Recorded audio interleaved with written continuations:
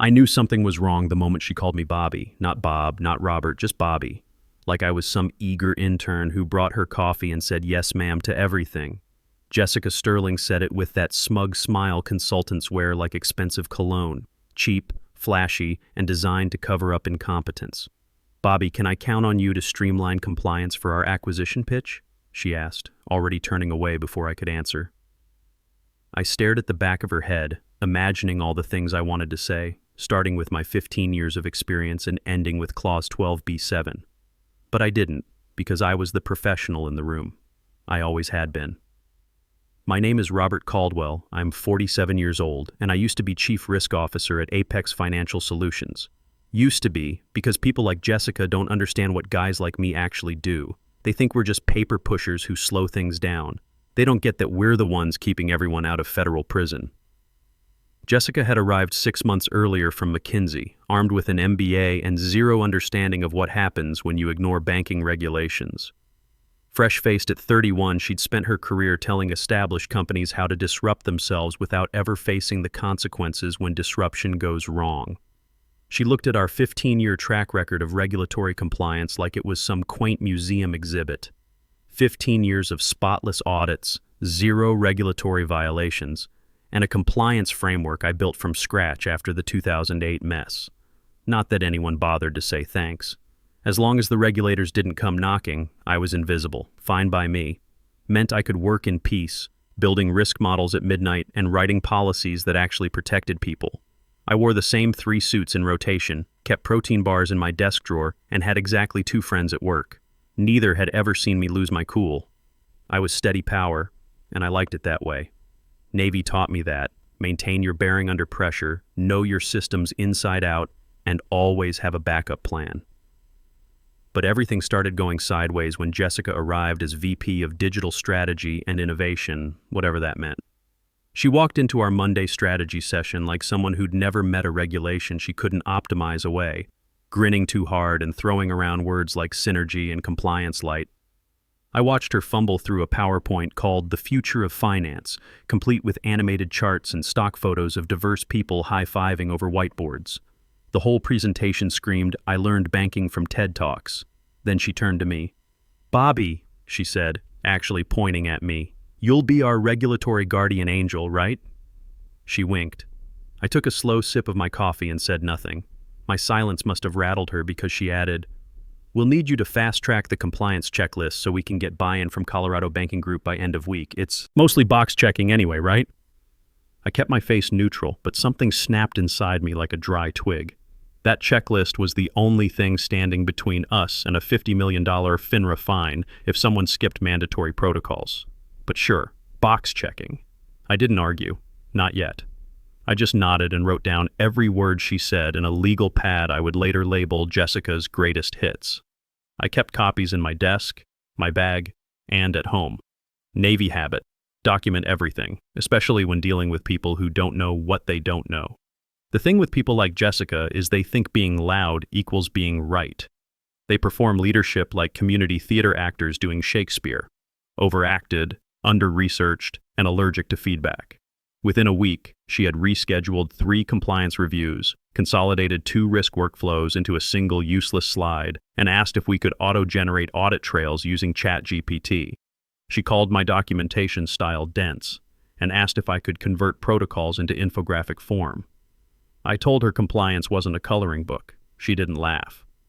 But the part that made my eye twitch was when she wanted to present our cloud infrastructure system, the system I spent 3 years designing after studying every banking regulation from Dodd-Frank to Basel III, as a selling point to Colorado Banking Group in a demo scheduled 2 weeks earlier than planned.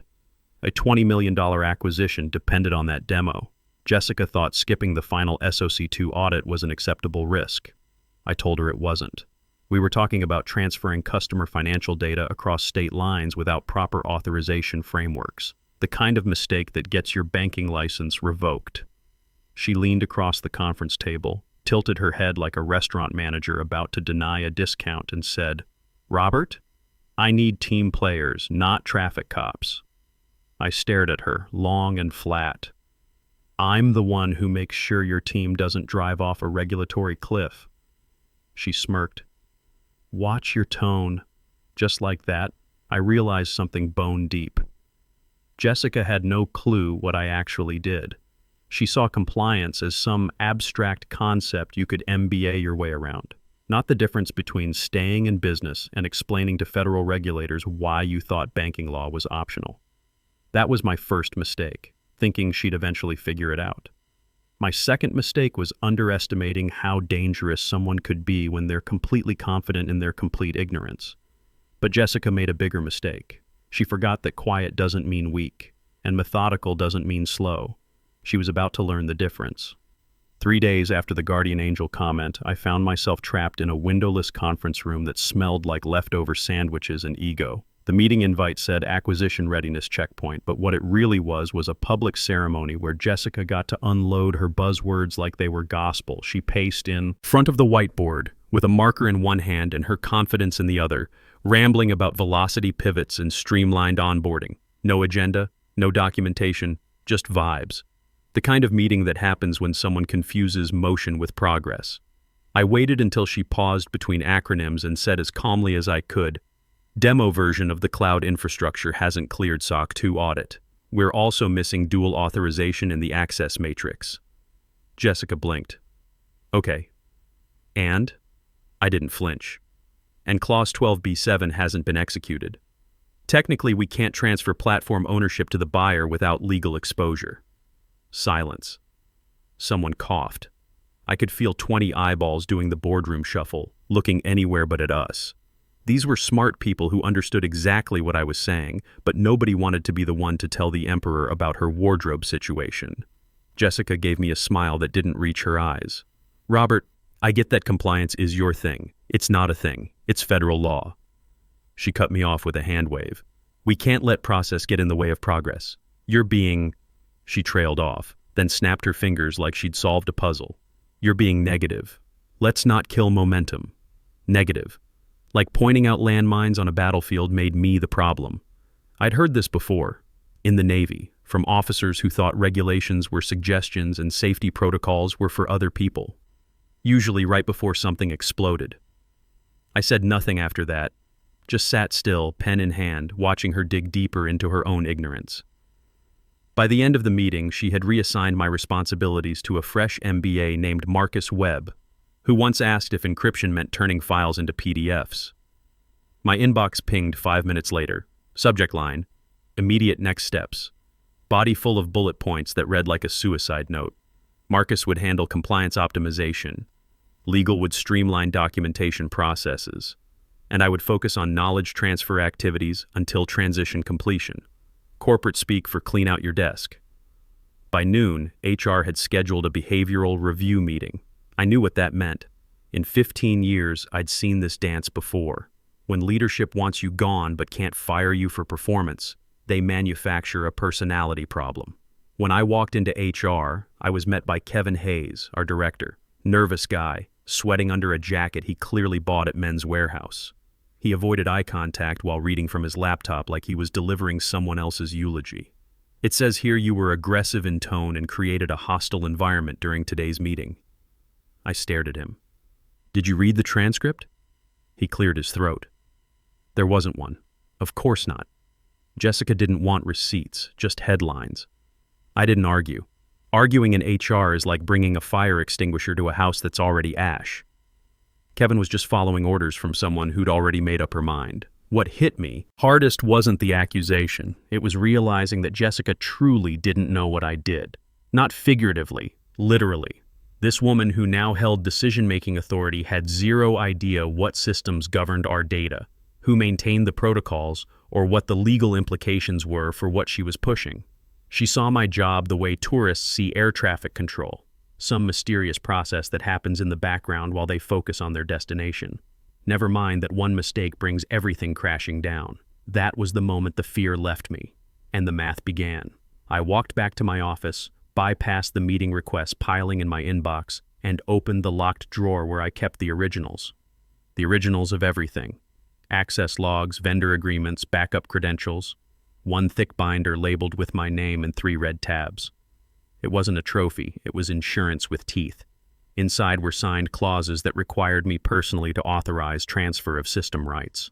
Without my signature, Colorado Banking Group would be buying a car with no title. Pretty, polished, but legally undrivable.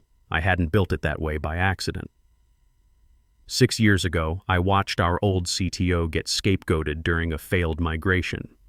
Nobody had his back when the board needed someone to blame. I learned then, if you want to be invisible, be indispensable.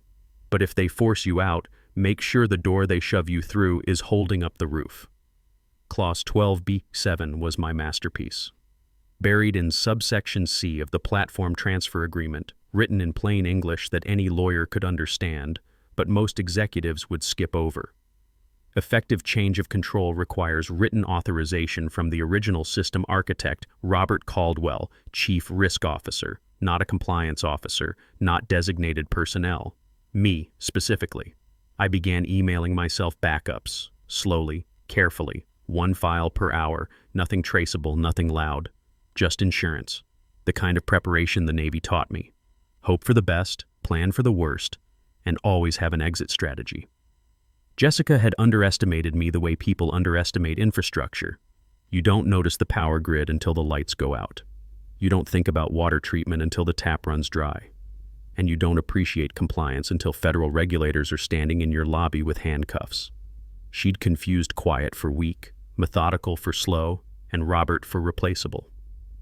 Outside my window, Denver's skyline gleamed in the afternoon sun. Somewhere in those glass towers, other companies were making the same mistake, promoting the loud over the competent, the flashy over the foundational. But this wasn't about other companies. This was about Jessica Sterling learning that some people, when pushed, don't just push back. They pull the foundation out from under you. They called me in on a Thursday. Not even the dignity of a Friday afternoon mercy kill. Just a limp Outlook invite titled Follow-Up Chat. Dropped between 2 meetings about data retention policies they'd now royally screw up without me. When I entered the room, Jessica was already there. No smile, no laptop, just that same condescending lean-back posture like she was about to offer me a coupon for a colonoscopy. Across from her sat Kevin from HR, hands clenched around a legal pad like it might shield him from what was coming. "Robert," Jessica began, "thank you for coming. We want to start by saying we appreciate all your past contributions." "Just say it," I said, sitting down without being asked. She exchanged a glance with Kevin like I'd broken protocol. "We've received multiple reports that your communication style has created a hostile work environment. After reviewing these concerns, we've decided to terminate your employment effective immediately, just like that. No mention of specific incidents, no examples, no legal counsel present. Not even a courtesy performance review to soften the blow. It wasn't just unprofessional. It was sloppy." And sloppy from a woman obsessed with optics told me one thing. This wasn't about performance. This was about control. I'd embarrassed her in front of the team. I'd told the truth. And in her world, truth was an act of aggression. "Will there be an exit interview?" I asked. Kevin shifted. "Not in this case. Of course not. Exit interviews leave paper trails, and paper trails have a way of surfacing during wrongful termination lawsuits." Jessica stood and held out a plain white envelope. "Your severance package is included. We've also deactivated your system access, and security will escort me out," I finished. Naturally, I didn't raise my voice, didn't flip the table or knock over her ergonomic chair like she probably expected. I just stood, straightened my tie, and took the envelope. She looked relieved. That was her first mistake, because I wasn't planning a scene. I was executing a plan. Back in my office, my real office, the one I'd held for 15 years while people like her rotated through buzzword-heavy titles like seasonal fashion, I pulled open the second drawer. Inside was the thick navy binder. No stickers, no flair, just a white label with black letters. R. Caldwell, Legal Triggers and Control Docs. I placed it squarely in the center of my desk, facing the door. Flipped it open just enough for the first tab to peek out. Change of control clauses. Original authorizations required. Then I took a breath and walked out. No dramatic pause, no farewell speech. Just a firm click as the door shut behind me. The security guard met me at the elevators. Young guy, looked genuinely sorry. "You okay, Mr. Caldwell?" "I will be," I said. Outside, the Denver air carried the smell of snow from the mountains. But that afternoon it also carried the scent of freedom. Not the sunshine kind, the cold, calculated kind you get when someone mistakes your professionalism for weakness. I didn't go home. I went to the coffee shop across the street, ordered black coffee, and opened my phone. I had time now, time to put things in motion. I sent one message to Ben Torres, a senior engineer who still owed me for covering his mistakes during a vendor audit last year. I didn't say much, just check the binder on my desk, pay attention to tab 2. Then I turned my phone off and sat there for an hour watching my old building like it was theater, because it was. And the curtain was just starting to rise. The first crack showed up exactly 5 business days later. A QA analyst flagged a missing hash in the data export logs. Tiny thing, one inconsistent string in a batch of validation files that were supposed to be airtight before demo day. I used to call those canary errors. Not fatal by themselves, but loud enough to warn you the mine was filling with gas. Without me there to translate the alarm, the canary just choked and died on someone's JIRA ticket. Jessica's replacement for me was Marcus Webb, fresh off a year doing governance ops at a fintech startup that sold artisanal pet insurance. He introduced himself in Slack as a compliance ninja and immediately set about proving why ninjas make terrible accountants. His first act was deleting half my dashboards because they had too many fields. When QA pinged him about the hash issue, he responded with a thumbs up emoji and, "Let's not overthink this. They were already over the cliff. They just hadn't looked down yet." By week 2, 3 more issues surfaced.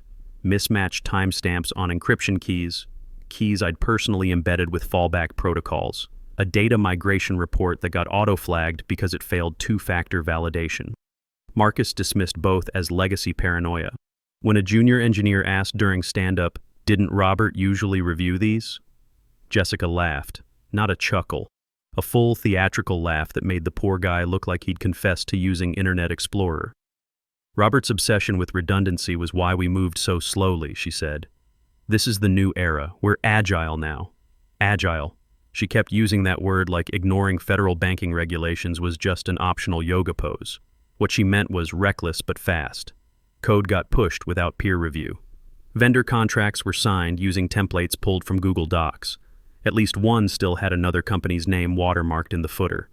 Ben kept feeding me intelligence. Each message felt like watching a slow-motion train wreck through a telescope. Legal asked Marcus if he had the compliance binder. He said, "Oh, I think Jessica recycled it." New buyer contracts still list R. Caldwell as primary authorization contact. Marcus just asked how to retro-sign a PDF. Meanwhile, inside the building, they were polishing the pig for its big debut. Presentation decks got last-minute animations. Someone installed a countdown timer in the break room, T- demo day.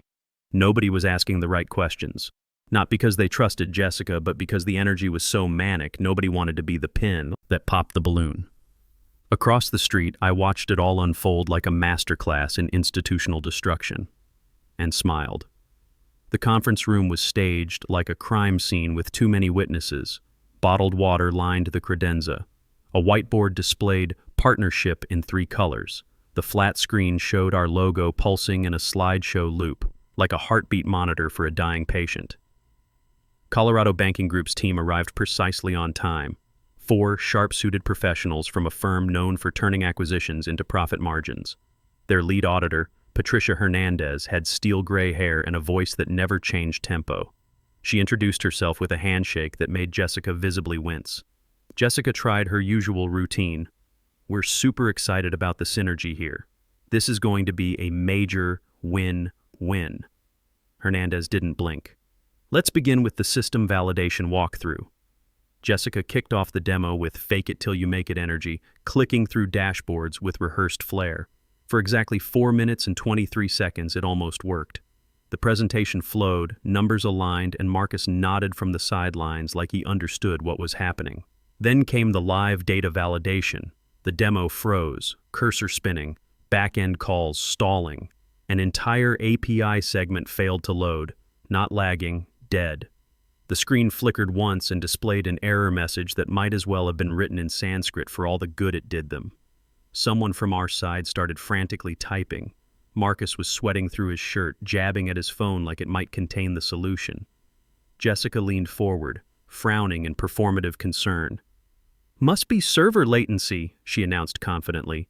We've been optimizing the environment for peak performance. But the room had changed. Buyers stopped nodding. Laptops opened. Hernandez tapped once on her keyboard and a PDF appeared on her screen. "I'd like to see the compliance documentation," she said with the tone of someone who'd found exactly what she was looking for. Specifically, the authorization history for this platform and the legal basis for transfer of ownership. Everyone turned to legal. Legal turned to Marcus. Marcus opened the conference room cabinet, pulled out my binder. Someone had finally fished it from storage after Ben quietly reminded them that all digital backups were mysteriously experiencing login issues, and placed it on the table like it was just another stapled report. The irony made me laugh out loud in the coffee shop across the street. Nobody heard it but me. Hernandez opened the binder with the deliberate care of a surgeon making the first incision. Flip, flip, pause. Her eyebrow arched in a way that suggested she'd found exactly what she was looking for. Clause 12b7, she said flatly.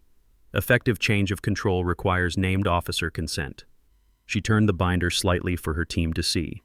Her finger tapped the signature line with the precision of a judge's gavel. It was blank. Under the line, printed in black Arial, Robert Caldwell, Chief Risk Officer, Original System Architect. Hernandez looked up slowly. "Where is Mr. Caldwell?" Jessica's mouth opened, then closed. "He's no longer with the company." Hernandez nodded once, the way doctors nod when delivering terminal diagnoses. "Then who authorized this transfer?" Jessica opened her mouth again, looked at legal like they might throw her a life preserver. Legal stared back with the hollow eyes of people watching their careers dissolve in real time. Hernandez wasn't done.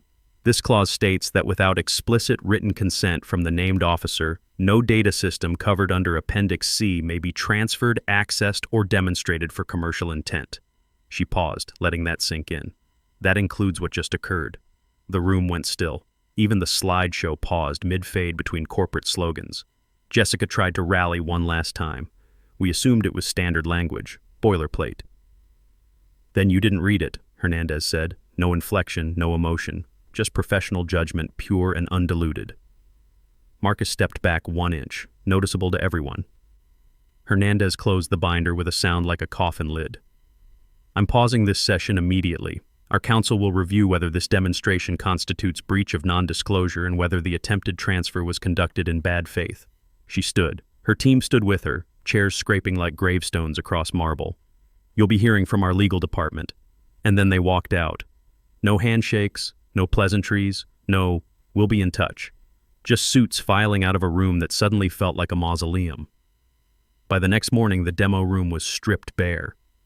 The countdown timer went dark at 6:47 a.m., probably after someone realized nobody wanted to count down to their own autopsy. The deal was off. Officially, Colorado Banking Group postponed indefinitely for internal review, which in corporate speak means we saw the iceberg and we're not getting on this Titanic. By noon, the emails started flying. Investor demands for explanations. Board members who'd been kept in the dark about my departure and the legal implications. One leaked message read, "Why did nobody inform us the system was legally non-transferable post-Caldwell?" Because, dear board members, nobody had bothered to ask. Jessica was called upstairs at 2:15 p.m. By 4:30, her badge was deactivated. Security escorted her through the lobby while she tried explaining something to the guard about miscommunications and process gaps. Someone posted in the company's Slack. Must be server latency, right? 6 months later, I closed my laptop at a clean desk facing the Colorado Rockies. The nameplate read, Robert Caldwell, Senior Vice President, Risk Management. The salary was $180K more than my old position. The respect was genuine, and the coffee was actually decent. On my screen, a new compliance framework blinked. Cursor ready. All system transfers must be authorized in writing by designated officers. No exceptions, no assumptions, no shortcuts. I saved the file, locked it, and leaned back in my chair. No champagne, no celebration. Just the quiet satisfaction of watching competence defeat arrogance through the simple application of consequences. Jessica had learned something valuable about the difference between disruption and destruction. The $20 million lesson. Sometimes the best revenge is just letting people face the natural consequences of underestimating the people who actually know what they're doing. The quiet ones, the methodical ones, the ones who read the fine print, the ones who write it. 15 years building that system, and it did exactly what I designed it to do. Protect the company from its own worst decisions. Jessica learned that some foundations can't be disrupted, only respected.